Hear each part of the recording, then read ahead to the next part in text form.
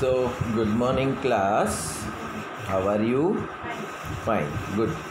Today we are going to start with our chapter number 5, coal and petroleum. So, what do you mean by coal? कोयला. कैसे बनता है कोयला? ज़मीन में से निकलता है. कि बनता किसमें से है लेकिन?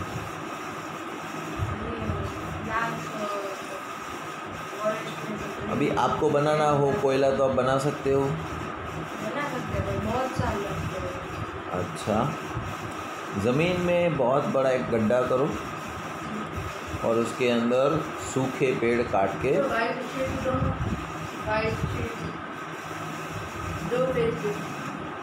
प्लेन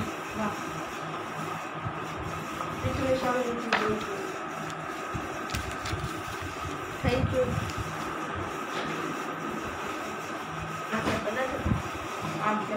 कोयला ज़मीन में खड्डा खोद लो थोड़ा गहरा और सूखे पेड़ उसमें डाल दो और ढक के रख दो ज़मीन को।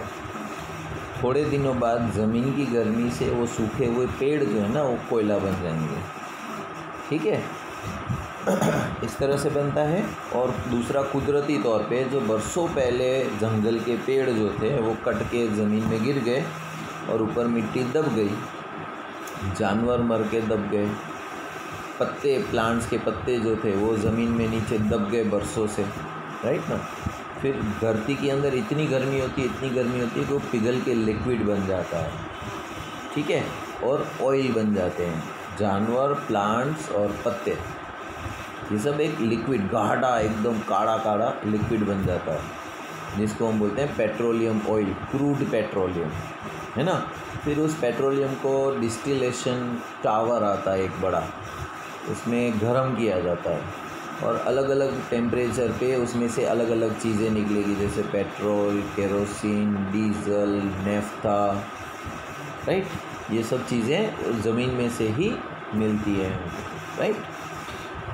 So, we use various materials for our basic needs and some of them are found in nature and some have been made by the human efforts. अभी ये बात तो गलत है कि इंसान ने बनाया है कुछ। इंसान ने कुछ नहीं बनाया, जो कुछ भी था वो नेचर में था। नेचर में भी ज़मीन के अंदर से ही निकला है जो कुछ भी निकला है वो, राइट। इंसान ने इसको सिर्फ तोड़ा मोड़ा जोड़ा या कुछ गर्म किया, कुछ भी किया उसके साथ और फिर वो चेंज हो गया, राइट। आगे इंसान खुद कुछ नहीं बना सकता है। Make a list of various materials used by us in daily life and classify them as natural and man-made. तो हमारी ज़िंदगी में हम रोज़ बरोज़ की जो चीज़ें यूज़ करते हैं उसका एक लिस्ट बनाओ और उसका नाम रखो नेचुरल या मैन मेड। अभी आपने कपड़े पहने, किस में से बने? कॉटन या वुल में से। कॉटन या वुल कहाँ से आता है? नेचुरल में से, प्लांट में से, है ना। वुल आएगा एनिमल से और कॉटन आएगा प्लांट में से। तो इंसान ने तो बनाया नहीं कुछ। हाँ, कुदरत में वुल जो था उसको उसने धागा बनाया, धागे में से बुनना शुरू किया और उसका फिर स्वेटर न शर्ट ने बनाया, वो इंसान ने बनाया। लेकिन उसका उत्पत्ति तो नेचर में है, कुदरत ने बनाया, इंसान ने तो नहीं बनाया उसको, राइट। तो कोई भी चीज़ हो ऐसी, दुनिया की कोई भी चीज़ उठा लो आप, ये फेविकॉल, आप बोलोगे फेविकॉल कहाँ से आया? बनाया इंसान ने, लेकिन जब आप उसका इंग्रेडिएंट्स पढ़ोगे तो ये ज़मीन में से किसी चीज़ों में से बना है। हाँ, लास्ट में नेचर पे ही जाएंगे, राइट। अगर मान लो हम मर जाते हैं, राइट, तो हिंदू में जला देते हैं, है ना। फिर मुस्लिम्स में उसको ज़मीन में दफना देते हैं, राइट। तो मान लो जिसको ज़मीन में दफना दिया, 2-4 साल बाद वो ज़मीन खोद के निकालोगे तो अंदर कुछ नहीं मिलेगा, तो कहाँ गया? नेचर में ही मिल गई बॉडी, कुदरत में ही, है ना। हमको जला दिया तो क्या हो गया? हमारा जो जो एलिमेंट था, हवा का था वो हवा में चला गया, पृथ्वी का था पृथ्वी में चला गया, अग्नि का था अग्नि में चला गया, वायु का वायु में चला गया और आकाश का आकाश में चला गया, तो कुछ नहीं बचा फिर, राइट। सो जो भी चीज़ें हैं वो सब नेचर में से ही हमको मिलती है, और वापस जो चीज़ें गायब भी हो जाती है तो वो नेचर में ही चली जाती है। Does this list include air, water, soil and minerals? Since all these are obtained from nature, they are called natural resources. अभी आप देखो, अब स्विच चालू करोगे, राइट, पंखा घूमेगा, हवा मिलेगी आपको, लेकिन उसका बिल भरना पड़ेगा, या इलेक्ट्रिसिटी का बिल नहीं भरोगे तो आपको हवा नहीं मिलेगी। तो समुंदर किनारे पे आप जाते हो, राइट, हवा आती कहाँ से है?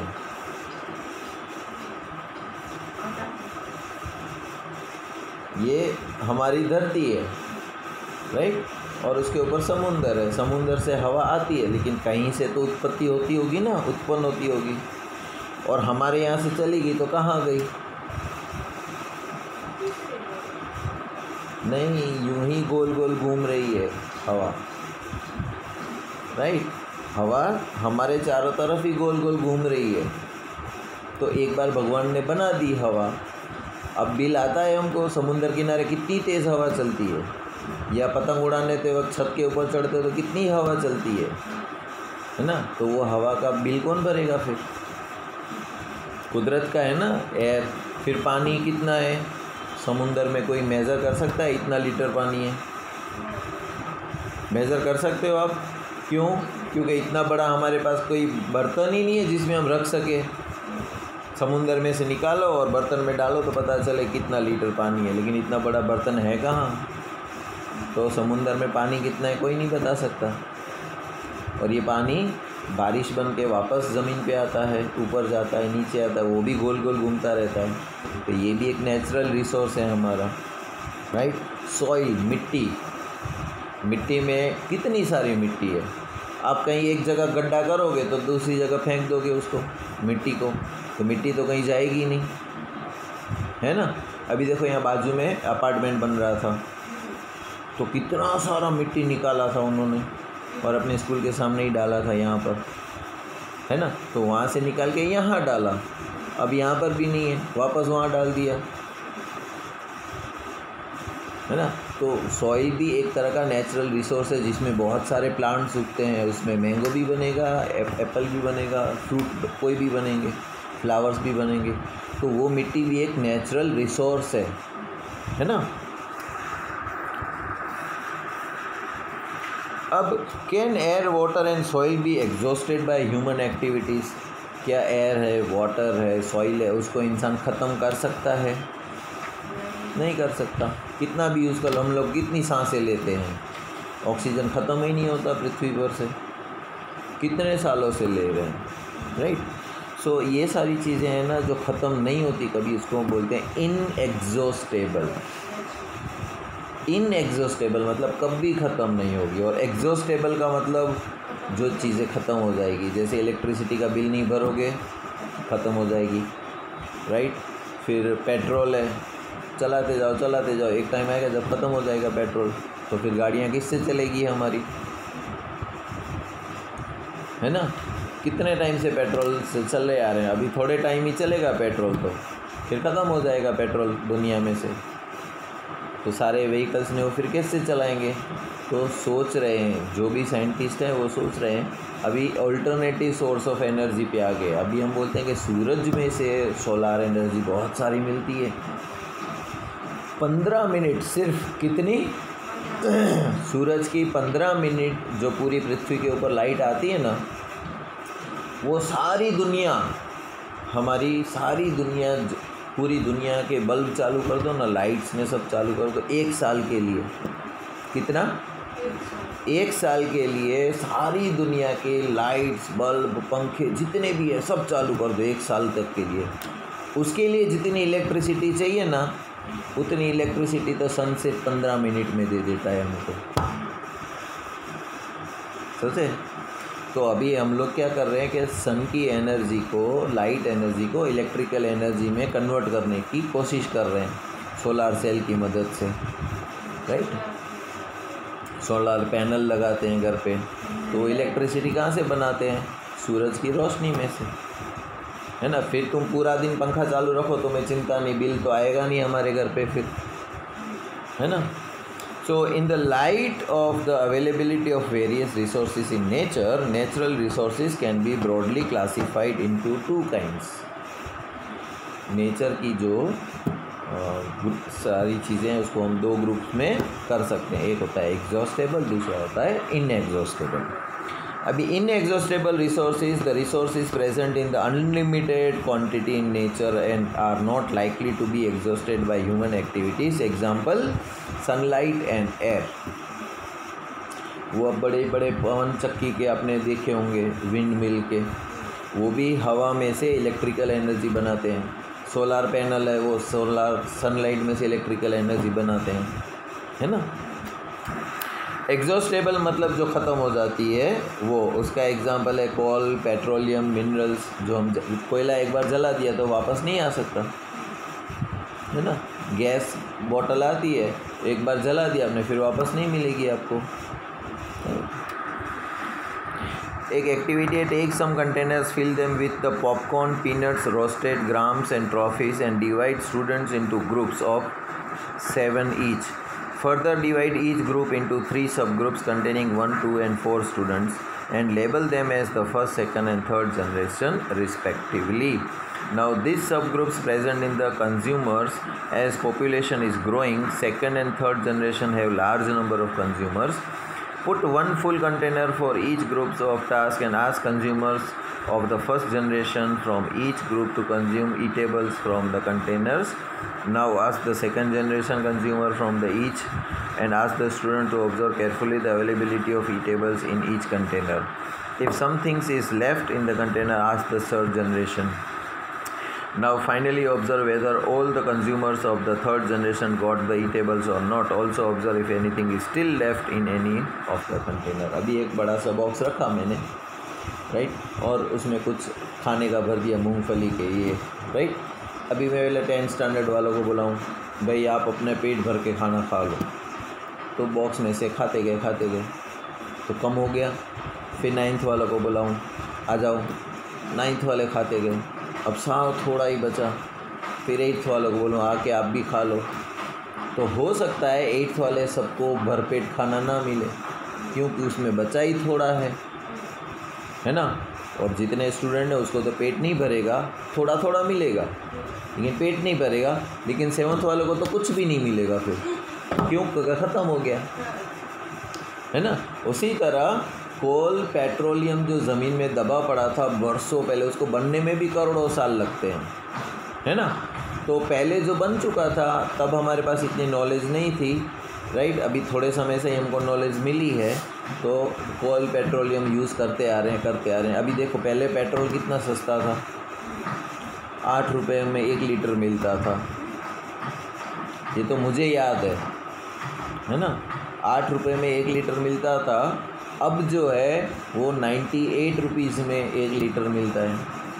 और आगे जब आप बड़े हो जाओगे, आप भी जॉब करने लगोगे, आपके भी बच्चे होंगे, स्कूल जा रहे होंगे, तब आप पेट्रोल भराओगे गाड़ी में, तो हो सकता है 200 रुपये भरने पड़े आपको पेट्रोल के, और या तो हो सके पेट्रोल तब तक ख़त्म भी हो गया हो, सारी की सारी इलेक्ट्रिक पे ही चलती हो, right. So first generation, second generation, third generation ये होता है। Assume that the eatables in the container represent the total availability of an exhaustible natural resources like coal, petroleum and natural gas. तो जो खाना है उसके बदले आप समझो ये नेचुरल रिसोर्स है, कोल, पेट्रोलियम और गैस। तो जैसे जैसे लोग यूज़ करते जा रहे हैं तो कम होता जा रहा है और ख़त्म होता जा रहा है। Are the earlier generations of any group too greedy? It may be that earlier generation in some groups were concerned about the coming generation and left something for them. In this chapter we will learn about some exhaustible natural resources like coal, petroleum and natural gas. These were formed from the dead remains of living organisms, that is fossils. जो आदमी या जानवर या plant जो मर जाता है, ज़मीन में दब जाता है, उसको बोलते हैं डेड रिमेन्स, है ना। डेड रिमेन्स, उसका दूसरा नाम है fossil. So this all are known as fossil fuels. ये सब हम यूज़ कर रहे हैं हम फ्यूल, तो पेट्रोल नहीं है वो, हकीकत में किसी की लाश है। हो सकता है वो गाय की भी लाश हो, या भैंस की भी हो, या चूहे की भी हो, या टाइगर की भी हो, या इंसान की हो, या प्लांट की हो। तो पेट्रोल बना उसमें से, तो आप पेट्रोल जला रहे हो लेकिन वो पेट्रोल नहीं है, क्या है? हाँ, जो बरसों पहले दब गया था ज़मीन के नीचे, फिर वो लिक्विड बन गया। अब आपको पता नहीं चलेगा ये क्या था, है ना। सो इस तरह के जो फ्यूल होते हैं उसको हम बोलते हैं फॉसिल फ्यूल। उसमें पहला आता है coal. You may have seen the coal और heard about it. It is hard as stone as is black in colour. वो दिखने में पत्थर जैसा ही लगता है, बिल्कुल काला काला एकदम। Coal is one of the fuels use to cook the food earlier. पुराने ज़माने में जब गैस ने चूल्हे ने नहीं थे तो सब लोग ये कोयला ही जलाते थे घर में। Earlier it was use in the railway engines. Train भी कोयले से ही चलती थी। अगर आपने ना देखा हो तो शोले पिक्चर देखना, धर्मेंद्र वाली शोले पिक्चर, उसमें ट्रेन चल रही है, उसमें से वो फावड़े से कोयला भर भर के इंजन में डालता जा रहा है और आग उत्पन्न हो रही है, और आग उत्पन्न से वो ट्रेन इतनी स्पीड में चलती जा रही है। तो पहले के ज़माने में ट्रेन जो थी ना वो कोयले से चलती थी, फिर धीरे धीरे डीजल से चलने लगी, और अब इलेक्ट्रिसिटी पे। जहाँ पर भी ट्रेन जा रही होगी नीचे पटरी होगी और ऊपर वायर होगा, और ट्रेन के इंजन के ऊपर ऐसे 2 हुक लगे होंगे, वो ऊपर वायर से कनेक्टेड होंगे, तो उसमें से इलेक्ट्रिसिटी लेता जाता है और आगे बढ़ता जाता है। ठीक है। It is also use in the thermal power plants to produce electricity. Thermal power plant जहाँ होते हैं, जहाँ इलेक्ट्रिसिटी पैदा होती है, वहाँ पर भी ये कोयला यूज़ होता है। कोयला जलाते हैं, हीट जनरेट होती है, उसमें से इलेक्ट्रिसिटी बनाते हैं पानी में से, right. Coal is also used as a fuel in various industries. बड़ी बड़ी फैक्ट्रियों में, कंपनियों में भी जहाँ बड़े बड़े चूल्हे जलाने पड़ते हैं मशीन को चलाने के लिए, तो वहाँ पर भी ये कोयला ही यूज़ होता है। स्टोरी ऑफ ए कोल। कोयले की स्टोरी क्या है? About 300 million years ago, the earth has dense forest in low-lying wetlands areas. अभी देखो पहाड़ होता है, पहाड़ ऊपर होता है चोटी के ऊपर, और कभी कभी तो ढलान जैसा आता है, साइकिल चलाते हो तो ढलान में आपको पैदल नहीं मारना पड़ता है ना। तो पृथ्वी का कुछ एक हिस्सा है ना ऐसे ढलान वाला था, स्लोप वाला, और वहाँ पर बहुत सारे पेड़ उगे पड़े थे। फिर भूकंप आया तो ऊपर की ज़मीन दब गई, नीचे की ज़मीन के ऊपर यूँ, राइट, ऐसे स्लोप में था, राइट। भूकंप आया और ये ज़मीन ऊपर दब गई, तो ये नीचे दब गया ना सारा कोयला, पेड़ ने वो थे, तो वो ज़मीन का वज़न आया उसके ऊपर, बरसों तक ये वज़न उसके ऊपर पड़ा रहा, तो ये सारा नीचे जो था वो पिघल गया। Due to the natural process like flooding, this forest got buried under the soil. As more and more soil deposited over them, they were compressed. The temperature also rise as the sank deeper and deeper. Under high pressure and high temperature, dead plants got slowly converted to coal. तो पेड़ जो मर चुके थे वो अभी कोयला बन गए। As coal contains mainly carbon, the slow process of conversion of dead vegetation into coal is called carbonization. Hello,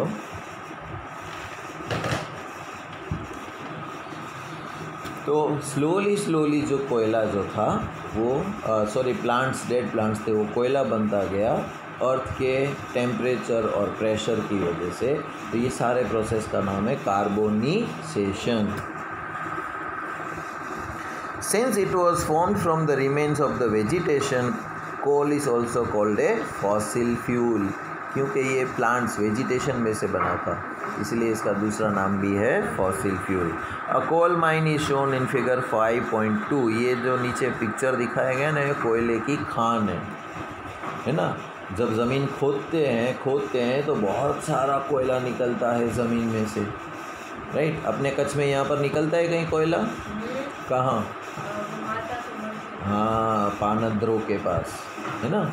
पूरा एक बड़ा सा ज़मीन का खड्डा करते जा रहे हैं, अंदर से कोयला निकलते जा रहे हैं और रोज़ 100 ट्रक भरते हैं उसमें से। रोज़ सोचो कितना कोयला बना होगा, रोज़ की 100 ट्रक के भरी जाती हैं। एक ट्रक में कितना कोयला आता है, तो ऐसी तो रोज़ 100 ट्रक भरी जाती है और ये सारा कोयला देश के अलग अलग हिस्सों में भेजा जाता है। अलग अलग कंपनियां यूज़ करती हैं उसको। When heated in air, coal burns and produces mainly carbon dioxide gas. जब आप कोयले को जलाते हो तो उसमें से कार्बन डाइऑक्साइड गैस बनता है। Coal is processed in industries to get some fuels, products such as coke, coal tar and coal gas. तो कुछ कंपनियां जो होती है ना उसको जलाते हैं, उसमें से कोल गैस निकालते हैं, कोल टार बनाते हैं, उसमें से रोड बनता है ना हमारा, राइट। फिर कोका कोला वाला कोक नहीं है ना, वो कोयला ही होता है एक तरह का, लेकिन उसमें गर्मी ज़्यादा होती है तो उसको प्रोसेस करना पड़ता है। सर तो रोड पे यूज होता है, जलाएंगे तो रोड बनेगा।